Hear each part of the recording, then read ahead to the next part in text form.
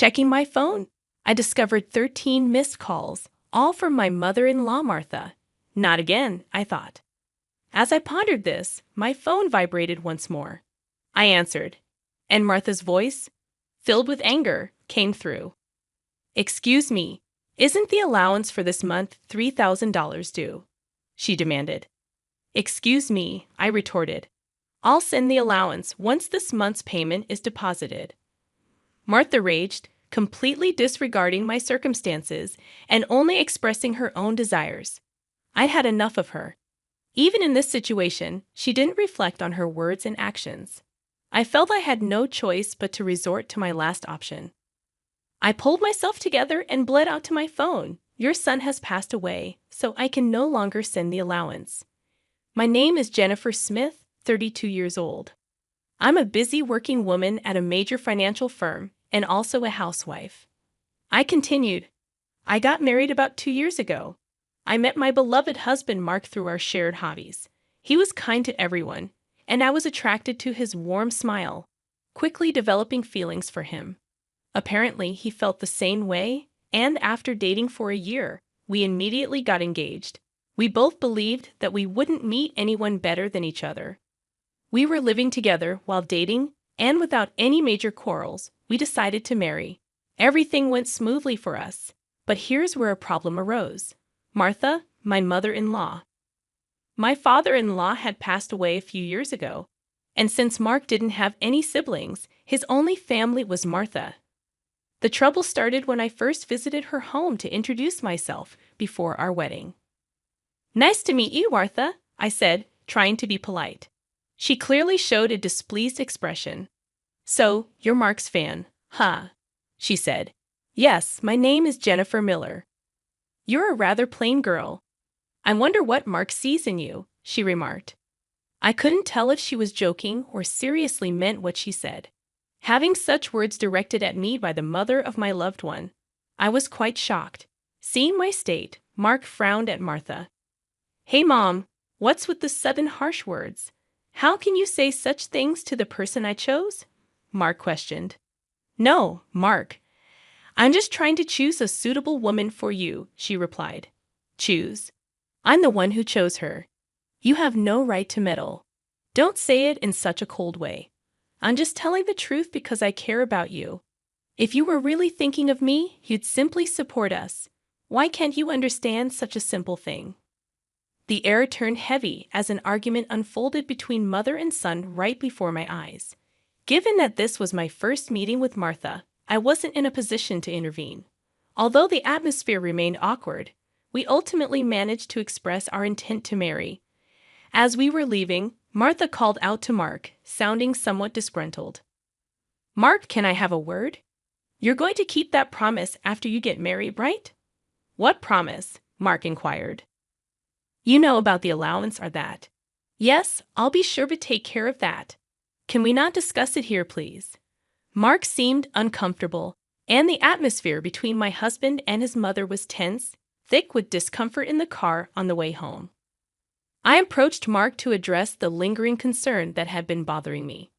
"Hey, Mark, about the conversation you had with your mom as we were leaving," I began. Mark sighed deeply and began to speak slowly. "Yeah, I should have told you about it, Jennifer. I heard something about an allowance after my dad passed away. I've been sending money to my mom every month." "How much?" I asked. $22,000. $2,000? I couldn't help but raise my voice in surprise. Mark continued, "Actually, my mom has a debt. She lost a lot of money at a casino a long time ago. She's still paying it off, and because her health isn't great these days, she spends a lot of time at home. But she still needs money to live on." $2,000? Isn't that a bit too much?" I questioned. "If I try to lower the amount, she keeps calling me over and over, and no matter what, a mother is still a mother. I worry about her living alone." I understood that Mark was devoted to his mother. However, 2 months after our wedding, during my lunch break one day, I received a phone call from Martha. When I answered, she began to speak in a cheerful tone. "Jennifer, long time no see. Can we chat for a bit?" I hesitated before replying, yes, what can I do for you? You could start sending me money, she said. I was so taken aback that I couldn't find the words to respond. However, Martha seemed excited to continue the conversation. You mentioned before that you're working for a financial company, right? That means you have a good salary, doesn't it? She inquired. Well, not exactly, I replied, avoiding eye contact. Are you lying to avoid giving me money? Martha's tone turned accusatory. That's not what I mean, I explained. But Martha, you're still receiving financial support from Mark, aren't you? In response to my question, Martha defiantly replied, so what? I stated what I felt. Martha, receiving $2,000 in monthly support is a big deal, and yet you're asking for more, really. Martha questioned, if you were to send me an additional $1,000, I could avoid burdening Mark. Confused, I asked, what do you mean by that? Martha elaborated, well, I have Mark as a guarantor for my debts. If I fail to make payments, the debt collectors will go after him. Do you understand? But aren't you using part of Mark's $2,000 to pay back the debt? I inquired. Martha admitted, I'm short. I haven't told Mark, but I have a significant amount of debt. From Martha's tone, it was apparent that this was a fact even her husband was unaware of. Having children in the future would increase our expenses. Additionally, taking over Martha's debt was not an easy task. If Martha's payments fell behind and the debt fell onto Mark, the interest would likely have accumulated significantly by that time. If I refused to send money, it would eventually become a problem for my husband as well. It was better for Martha to pay off her debt now. Thinking along those lines, I reluctantly agreed to Martha's proposal. All right, I'll start sending you money, I conceded. Martha seemed relieved, saying, really good, Jennifer. I knew you would say that. The total, with Mark's contribution, will be $3,000. But this means you can pay off your debt, right? Yes, of course. I should be able to pay it all off in about a year, Martha assured. I pressed, you promise, right? You'll make sure to pay off all your debts. Martha agreed, and I said, I get it, so I'll be expecting it from this month onwards. She ended the call abruptly. Physical exhaustion from work, combined with this emotional burden, only added to my stress. $1,000 a month was going to be rough, but it was also to prevent future problems for us. After all, if Martha couldn't make a living, it would upset Mark as well. That night, I promptly reported the matter to my husband.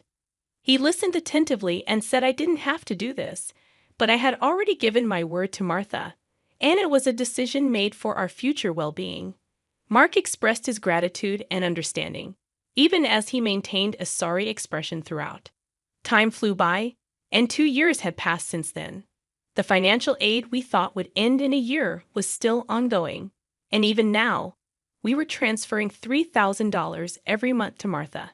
What's more, about 2 months ago, Mark fell ill and has been unable to go to work.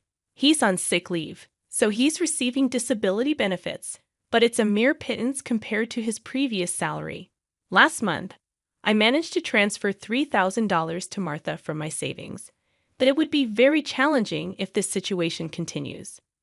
Unbelievably, Martha has not once come to visit her sick son.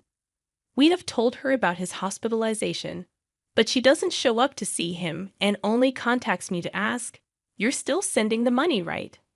I was so angry that I decided to confront Mark about the issue. Mark, don't you think it's wrong that Martha is only concerned about money, even though you're in such a state? We need to think seriously about what to do going forward, I said. Mark agreed, saying, yeah, I've been thinking the same thing. I don't want to put more strain on you, Jennifer. This month, too, she's been bombarding me with calls and messages, asking if we sent the money yet. Are you serious? How can she only think about money when her own son is sick? Mark showed his anger at his mother, his face slightly tense. Then, as if he had an idea, Mark exclaimed, "That's it," and wore a sly grin. What is it, Mark? I asked. Well, this is our last resort. I've come up with something good for my mom, Mark suggested. What Mark proposed was a plan I could never have imagined. Although it could be called inappropriate, it seemed to be the only way to make Martha understand. A few weeks later, Mark was discharged from the hospital. Martha didn't reply to any of our messages, so we didn't tell her about Mark's discharge in the last 2 weeks. Martha's relentless demands for money had reached a point of absurdity.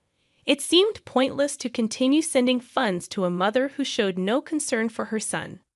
While Mark and I were enjoying a cup of tea, my phone buzzed with a message. Upon checking, I found 13 missed calls from Martha. As I pondered this, my phone vibrated again, signaling another call from her. "Hello," I answered, turning on the speaker microphone so that Mark could hear. Martha started shouting immediately. "Listen, where's the $33,000 for this month?" "Excuse me, that's right. The money for this month hasn't been transferred yet," I replied. I began to explain Mark's situation, but she interrupted, showing no empathy. "I don't care if he's in the hospital or whatever. It's none of my business. You're working at a good place, right? You must have plenty of savings. Hurry up and transfer it here," Martha shouted angrily. Incredibly, she went on to say something outrageous. "Listen, since you married Mark, if he can't pay, you have to pay me. Understand? If you refuse, I'll make you the guarantor. Got it?" At that moment, something inside me snapped. She was openly displaying her desires without considering our situation at all. I had reached my breaking point. I firmly declare into my smartphone, "Mark has passed away. I can't send you any more money."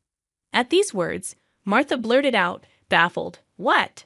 Yes, this was the last resort that my husband suggested, to lie to Martha about Mark's death and observe her reaction. If she showed any sign of sadness, if she reflected on her behavior and apologized, we would continue to support her financially.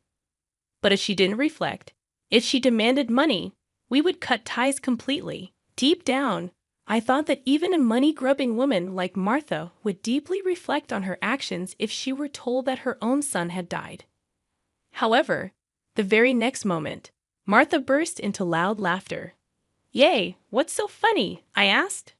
"Well, isn't it obvious? If Mark is dead, that means his inheritance will be distributed to me too. Excuse me, I've been looking into it since I heard that Mark was sick. Listen here, 2/3 of Mark's assets are yours, but 1/3 is mine." I was at a loss for words. I never thought that when she first heard her son was sick, she wouldn't look into treatment, but rather into how the inheritance would be divided. My anger surpassed. I was simply dumbfounded, and my husband appeared to feel the same way. As our eyes met, he slowly nodded, signaling to continue with the plan. I once again addressed Martha in a strong tone. "Martha, did you hear what I said? Mark is dead." "I heard. What about it? Aren't you sad your own son passed away before you?" She callously responded, "You just make sure to send me. I won't let you get away with not doing it," I exclaimed. However, with a click, the phone line was abruptly cut off, and a dial tone echoed. Glancing at my husband, I saw that he was visibly shaking with a face red with anger. "Mark, are you okay?" I asked. My husband looked into my eyes and said, "I'm cutting ties with her. She'll likely come here eventually, demanding my money. Let's wait until then, okay?"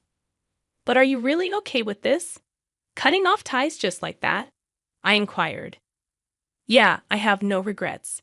After that call, she's no mother," my husband replied, his eyes filled with hatred, and I felt the same way. A person who only thinks about money over her own son's life is not family to me. A few days later, as we expected, Martha came to our house. For the time being, I decided to hide my husband in the next room and deal with Martha myself. She approached me with a face like a demon. "Hey, give me Mark's inheritance right now," she demanded again. "With that, anything else to say? He's already dead, isn't he?" "It's pointless to say anything now," I retorted. "Yet you never even visited him. What are you saying? Are you really his mother? You're so annoying. Give me the inheritance right away. I don't mind dating a lawyer," Martha persisted. Speaking more would be a waste of time, I thought. Just as I thought that, my husband emerged from the next room. Seeing him, Martha let out a startled gasp, as if she had seen a ghost. Mama. Mark said, "YW dead? Long time no, Mom, sorry, but the news about my death was a lie," Mark explained. A lie? How could you be so disrespectful? Martha responded. I wanted to confirm your true nature, Mom. I was curious about how you'd handle the allowance if your son died. But you turned out to be a gold digger, just as I suspected. I got that perfectly, I added. What? How dare you call your mother a gold digger? Martha protested. Silence. I'm cutting ties with a toxic parent like you, Mark shouted. Martha's mouth was agape at my husband's angry shouts. She could not come to terms with the fact that her own son was severing ties with her. What? What does this mean, Mark? She stammered. It means exactly what I said. I can't consider someone like you as my mother. No way. What about the allowance? Martha asked, panicked. Do you really think I would? You're on your own with the debts. We're moving, Mark said firmly. Wait, please. If you do that, what about my living expenses? Martha tearfully pleaded, reaching out to my husband. He forcefully shook off her hand, looked at her coldly, and said, I don't care about your living expenses. You have been living off us without even a single apology. I really understand your despicable nature now. Don't you dare show up in front of us again. No, wait, Mark. Martha called out as my husband grabbed her arm and dragged her to the front door. He threw her shoes and bag outside and chased Martha out of the house. She made a fuss outside for a while but disappeared after a bit, perhaps unable to withstand the eyes of the neighbors. She tried contacting us multiple times, but we ignored all of her attempts. We set Martha's number to be automatically rejected, and we finished moving.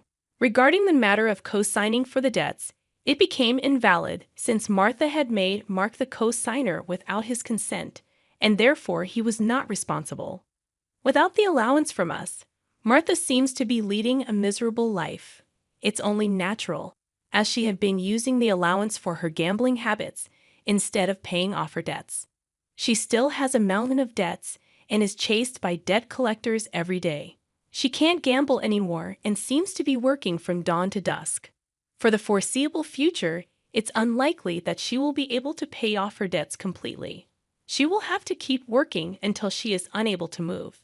This is entirely her own doing. As for us, we are spending fulfilling days in our new home.